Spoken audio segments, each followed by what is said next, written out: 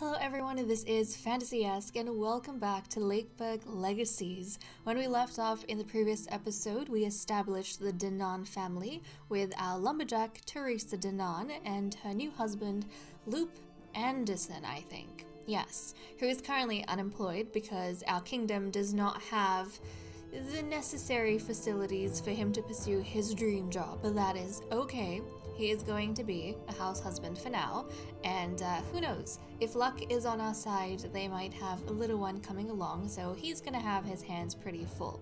But we have a few things to work on because we want to try and get some new villagers, so we are going to be looking at recruitment hopefully today. So it is currently 19 June, let us get kind of time going so we can get more wood and, in the meantime, hopefully work on some more buildings. So okay, here we go. An event has come up. Mushrooms! Teresa was taking a walk in the forest around Lakeburg when she found mushrooms, the likes of which she'd never seen before, and they looked delicious. Being both curious and gourmet, Teresa wanted to have a taste. So, we can either give it a try or don't. So with the don't, I think she's gonna get a coward trait and the calm trait, and the calm trait's gonna last 365 days. And if we give it a try, I don't know what the effects are gonna be. It's gonna be something. I'm kind of tempted to give it a try because I don't know what's going to happen, but I'm a little bit worried it's gonna be something negative. We'll give it a try. The mushrooms didn't have a good taste. Perhaps they should have been cooked first. Either way, Teresa didn't have time to wonder. The world started spinning and colors became strange. When she turned around, she came face to face with a leprechaun. Okay, we can scream. That's going to give us the scared trait for a whole year.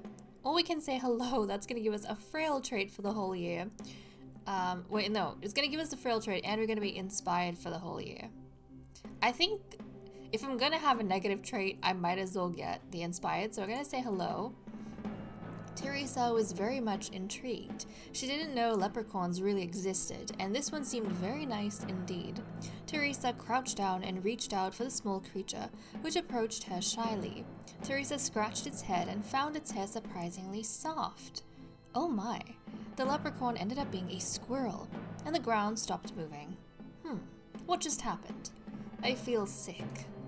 Okay, Teresa, well, honey, maybe you shouldn't be eating, random mushrooms in the forest that you find, but it seems as though our lumberjack had a little bit of something going on. Just out of curiosity, oh, this is interesting. Because I normally don't really look, like when I'm playing personally, I speed through things, so I don't really look at these tabs with the information. So this is like a low quality information about things like production. Then we have this, which is how much love and prestige, I think, is being generated. Okay, this is kind of mid-tier information or average information, like with the events. So yeah, our lumberjack Teresa, she has gained the frail trait. She's inspired though, which is great. This is high quality information. So we have, them being madly in love. And then we have very high quality information. Okay, I'm kind of tempted to have maybe the high quality information. We'll stick to very high. Actually, I'll stick to these two for now. And depending on how things go, I might change it. But I don't think I need to know about production and any of that. Oh, we can recruit, guys. Okay, let's take a look. So we can go ahead and recruit villagers. Look at this. So with recruitment, unlike the matchmaking where we use hearts, you can use the gold that you have to kind of cycle a new candidate, but I never do that either. But let's take a look. Now, so we have Randolph Winterfell. That is a cool name. He's 24 years old, so he can be a painter, hunter, or dancer, which I don't think we have any of those just yet. And then we have Colette Corb. I mean, if we get her, we can establish a household really quickly. She can be a knight, blacksmith, and farmer. Farmer's important because we actually need a farmer. We have a farm, we have a vacancy, and no one to work it. So Colette, who's 23 years old, She's a peasant class. We're gonna get her, guys. Colette Korb. Okay, let's recruit. There we go. Excellent. So let's take a closer look at Colette. She looks kind of cool. But yeah, she can be she wants to be a farmer. I mean, that's, third on her list. But yes, one of her career options. And let's see, she's ill-mannered, a coward, and shy. And she has clubfoot. Great. Well, it's not one of the best things to pass on. But that's okay. And she is not the most, amenable person. It's kind of difficult to befriend her or get along well with her. But that's okay, she's gonna have an essential role. Let's take a look at her preferences.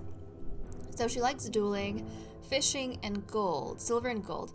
I mean, I guess she and Teresa can bond over fishing, if anything. They could, since they both like fishing. Maybe that's the one thing they agree on. Because I think Teresa dislikes silver and gold, but then Colette likes it, and then Teresa likes treats, but Colette dislikes it, and then she also dislikes poetry and flowers. Okay, they're a bit different personality-wise, that is fine. Let's go ahead and see if we can... go ahead, she is going to be a new farmer, of course, excellent. I'll try and upgrade this a little bit. So that it can be multi-purpose, so we can make some of the wheat, and I'll try and improve working conditions as well over here, so that, she's happy. Okay, nice. Now, what else? I wanted to go ahead and see if we can build another house for her. We have enough wood, thankfully, so yes, we want to build another house. So this is going to be the Korb family. Excellent. This also means we can go ahead and find her a match. So I want to go ahead and find her a match. Now, in terms of our journal, nothing else has happened. But yeah, let's go ahead and find her a match. So, Colette, let's see what we're going to find for you. Eberolf. Okay, this is an average match for her. He's 25 years old. He's a little bit older than her. He's kind, humble, and devout. So he has basically a much nicer personality than she does, but oh, he's got the ugly trait. Wait, so are the kids gonna be ugly and have clubfoot? Oh no. Hunter, another farmer, miner. Okay, so they could work together. They could be colleagues as well. They both like fishing. He likes dancing and cuddles as well. And he doesn't like divination, fashion, and dueling. Let's see how the date ends up with him. Okay, we're gonna go on a date. Let's take a look. So we're starting off at the inn. Let's see. We can either have the abundance of fishermen and make swimming in the lake far less enjoyable, or talk about the importance of big cuddles in a loving relationship. We're gonna go with the cuddles. Not a problem. Eberolf is all for it. Say, why not start, right now? Okay. And then we're gonna head out to watch the moonlight. Let's see, accuse fat stray cats for every problem happening in the village, or it's time to duel. Okay, let's duel. Wait, what? Eberolf refuses to talk about such a degenerate hobby. Okay, Eberolf, calm down. And then we're going to the lake. We'll finish it off at the lake. So we can ask if the cards provided Eberolf insight into their future, or I seek a dancing partner for Lakeburg's next ball. We're going to seek a dancing partner. What a coincidence! Eberolf happens to be an expert in Carol, Estampi, and Tarantella, who'll be delighted to be Colette's dancing partner. So is it going to be a match? It's a match! Okay, wonderful. We have our two farmers. Excellent. And they have, look, their love meter is, they've got, I'm going to call it gems. That sounds nice. They have 2 gems. Okay, excellent. Yes, let us rejoice. We are gathered here today to celebrate the union between Colette and Eberolf. Do you promise each other love, honesty, and fidelity until death do you part? I'm actually surprised. We've been getting decent matches. When I was playing on my own, I got so many bad matches, especially at the beginning. I don't think I got anything that was good or excellent until way, way later. So the fact that I think we're still in our first year, we're actually doing pretty well. I do. By the powers vested in me today, I hereby declare you both as officially wedded. You may kiss. Let the party begin. Congratulations. Wonderful. Okay, Eberolf, he can actually work My voice, jeez. He can work in the farm, so we'll go ahead and yeah, we're gonna try and open up a new slot for him in the farm. So there we go, that's gonna help a lot with our food production. So wonderful. The outfits change as well, in case you guys didn't notice. Look, Teresa's wearing this cool thing because she's the lumberjack. And then we actually have our farmers in their farming outfits. Look at how cool that looks. She's got her farming attire, he's got his farming attire. So wonderful. Isn't that great? Isn't that great? So we've got stuff going here. Obviously in the houses, I mean, they want a child as well, which is cool. And yes, he has settled in quite nicely. And I kind of want to check in to see what's been going on with Teresa and Loop, actually. And it says here, we're at 29 December right now. So basically, Loop and Teresa are madly in love, but Everolf and Colette, they're infatuated. So things are going good. Like, it's for now, things are going good. But let's see. They have 2 hearts that they're producing for us. And the Denon family are producing 3 hearts and 4 prestige. And look at their heart. Do you see the difference between their hearts? So much better. But let's see what's been going on. So things have been happening with the 2 of them. So Loop and Teresa have been chatting all night. And then Loop and Teresa don't support the same champion at the jousts. Okay, they had a slight disagreement. So different preferences with sporting. And then Loop and Teresa baked a cake. A lot of flour and laughter flew across the room. They're having such a good relationship. Makes me so, so happy for our lumberjack. So I guess Loop, even though he doesn't have a job right now, he's actually quite, I think, happy and pleased to kind of be at home and be the person that Teresa always comes back to at the end of a very difficult day. That is actually very nice. I wonder what kind of dynamic Colette and Everolf would have. Obviously, it'd be very different to the Denon family because they actually work together and both of them are farmers. But okay, quite nice, quite nice. And if we kind of look at it this way, I mean, I don't know where the houses would be. I assume, I mean, we can't, you know, see the houses over here within the kingdom itself, but still, I kind of like to imagine that they kind of live close to where they work. So it would actually be, or would they have, I don't know. I mean, you could say that they're neighbors in this regard on this screen because they're kind of next to each other. But still, it's kind of nice. They're neighbors, but also the lumberjack and the farm are very close together, so they work in like the same vicinity. So that's kind of cool to see. Okay, well, let's go ahead and let time go by a little bit more and see what else we can get. So we're producing more wood. We can recruit someone else now. Should probably go ahead and do that. Do we want to recruit, or do we want to maybe save up a little bit so we can have, like, we can build something else? That's what I'm wondering. Do we want to recruit, or do we want to save up and maybe build something else? I don't know if I want to recruit anyone right now. What do we have to work on next? I mean, if we can get the 60 wood, we can get a hunter's cabin. That will kind of help us out a little bit. Maybe we'll focus on, hold on a second. Okay, Everolf and Colette are now in love, which is good to see. So it took them a little bit. They were infatuated, now they're in love. Let's see if anything's been going on with them. Colette ends all of Everolf's sentences. That's so adorable. Okay, so they're getting along with each other quite nicely, even though the affinity is average. Things are going good between the 2 of them. That makes me happy. Yeah, we're gonna try and save up a little bit of wood, I think, instead of rushing into another recruitment. We can barter as well. Come onto this screen and barter some things. I am gonna take I'm gonna give the wood for some of the gold, because I think at some point we're gonna start, like, our stores are gonna start maxing out and we're gonna need to expand and money's gonna be useful. So when you come up here to the granary, when our stocks start kind of, you know, capping, we're gonna need to increase, and that costs money. So I feel like it's kind of good for us to save up, but also we do require money for recruitment. But we can build now. We can build the hunter's cabin. Okay, let's go ahead. We're gonna build the hunter's cabin. There we go. Now we have a lovely hunter's cabin. You can be a hunter. Nice. So now Loop is finally going to have a job in the kingdom. Nice. I wonder if that's going to change the dynamic a little bit, because he's no longer going to be at home, you know, waiting for her to bake a cake and throw flour at her face. So Loop, he finally found his calling, and now we're going to start getting some leather, which is going to be really good for us. Okay, but I think this would definitely give us a little bit more stability, which is quite nice. Go ahead, try, oh wait, did I go ahead? So I did improve working conditions and stuff over here. I think I did as well for the farm.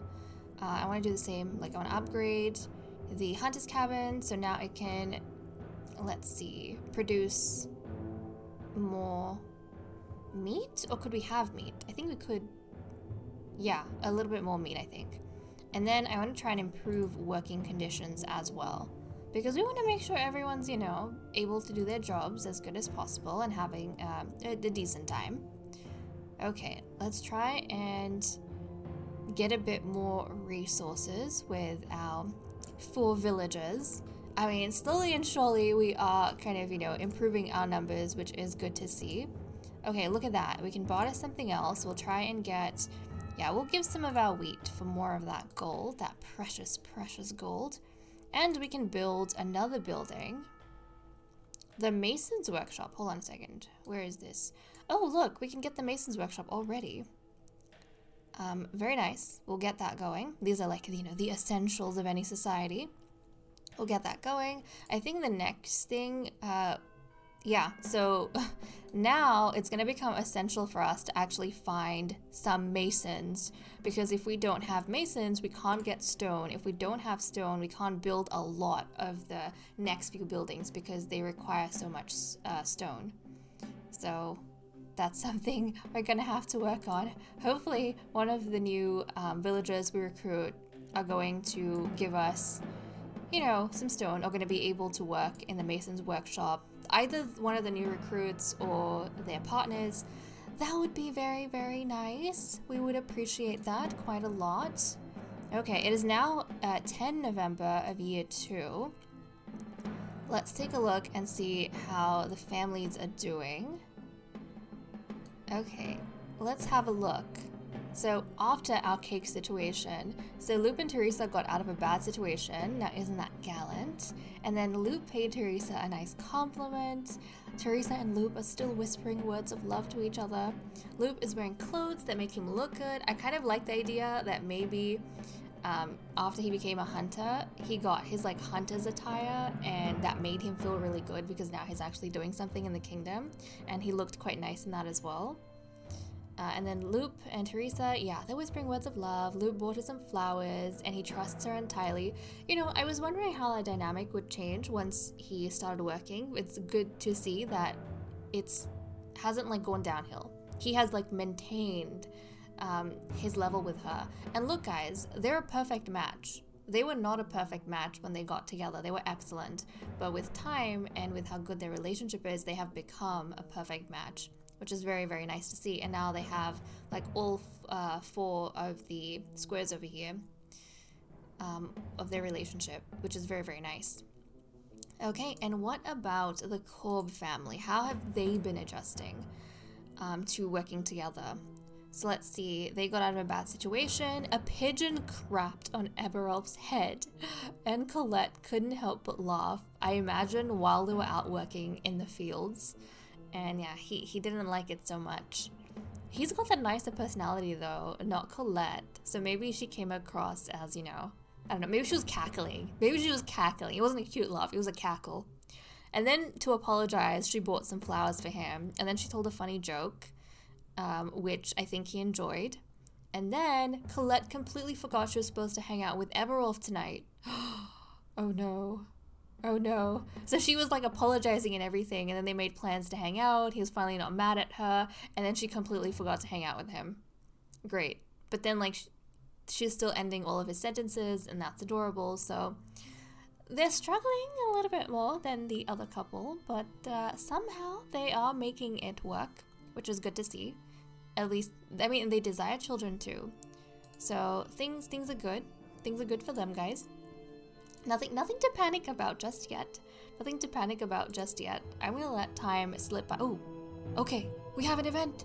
Oh, by the way, look at Loop in his new outfit and his hunter outfit. Doesn't he look nice? Okay, let's see. Musical tastes. Loop wanted to show Teresa his... Luth? Shyly, he sang a ballad he had composed exclusively for Teresa. The serenade was unlike anything Teresa had ever heard before. What did she think about it? Okay, we can say it was lousy. I don't think that's nice. Or we can say it was amazing. And the affection is going to go up by 10%. And then both of them are going to get the charm trait for a whole year. I think we'll do it's amazing because I don't want to ruin their relationship, obviously. So, okay. My oh my, Teresa stood speechless during the well-refined composition. Its usage of intervals and chromatic modulations make it a one-of-a-kind masterpiece. Loop is clearly a musical genius centuries ahead of his time. Loop never expected such compliments. Look at her dishing it out, that is so nice. Marvelous. Okay. Well, they're really happy. Their relationship is going amazing. And, let's see. They're infatuated? Wait, oh my goodness. I think Colette and Eberolf are struggling, guys. Because they were in love. Like, they started off infatuated when they got married. Then they fell in love. Now they're back to being infatuated. I think they're going up and down. They're having some struggles. Yeah, they're having some struggles. But okay, it is 6th November of year 3. I think we're gonna wrap up this episode over here.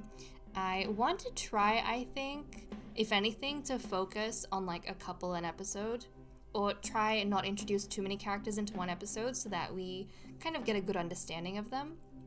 But okay guys, with that said and done, I'm gonna leave off here. Thank you so much for watching. I hope you all enjoyed, and I will see you all next time. Bye bye.